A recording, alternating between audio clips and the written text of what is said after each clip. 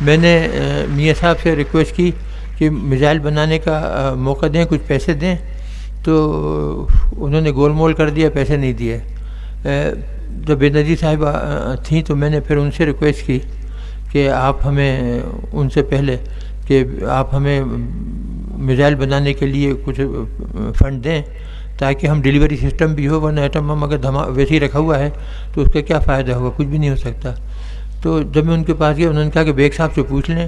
اگر وہ آپ کو سپورٹ کرتے ہیں تو پیسے فوری حاضر ہیں۔ بیگ صاحب اس کے لیے تیار تھے، میں بیگ صاحب سے پہلے بات کر چکا تھا۔ انہوں نے کہا کہ بیگ صاحب نے کہا فوری ان کو فون کر کے جی میں تیار، میری مرضی ہے اور میں اس کو بہت اچھا پروگرام سمجھتا ہوں، تو ڈاکٹر صاحب کو فوری پیسے دے دیے جائیں۔ تو ہم نے پھر یہ 500 کلومیٹر رینج کی میزائل بنائی، جس سے چائنا کے ساتھ کوآپریشن کی۔ ہم نے کہا کہ شروع میں کم از کم یہ تو ہو جائے گا کہ ان کے دہلی وغیرہ تک ہم مار سکتے ہیں اور ان کو ڈرا سکتے ہیں۔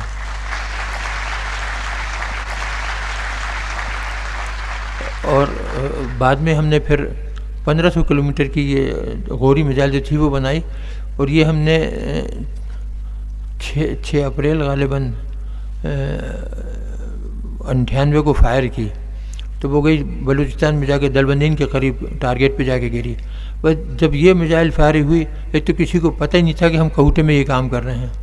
تو اس طریقے سے ہم نے وہ میزائل فائر کی، جب وہاں گری تو ہندوستان کا تو دم ہی نکل گیا۔ اور جب وہاں اس وقت ہمیں لوگوں نے بتایا کہ ایک سفارتی فنکشن میں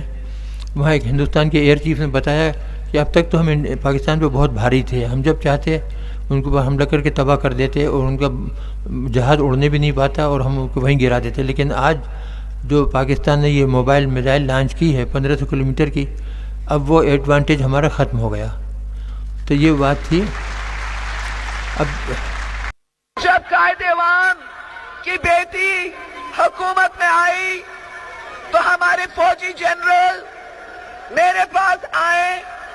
اور مجھے بتانے لگے کہ ہندوستان کے پاس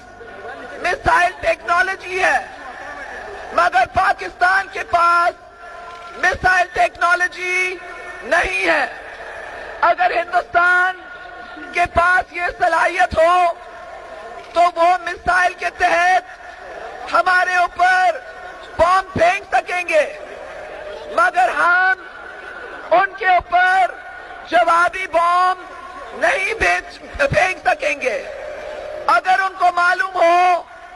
کہ ہم ان کے حملے کے جواب میں حملہ کر سکتے ہیں تو وہ ہمارے اوپر حملہ نہیں کریں گے، اس سوچ کے ساتھ کہ پاکستان کے پاس جوابی حملہ کرنے کی صلاحیت ہے۔ میرے ساتھیوں، میں کئی ملکوں کا دورہ کی، میں نے بندوبست کی اور میں نے اپنے مسلح فوج کو میزائل ٹیکنالوجی لے آئی تاکہ پاکستان کی بقا ہو، پاکستان کی یکجہتی ہو، پاکستان کے لوگ عزت کے ساتھ زندگی گزار سکے۔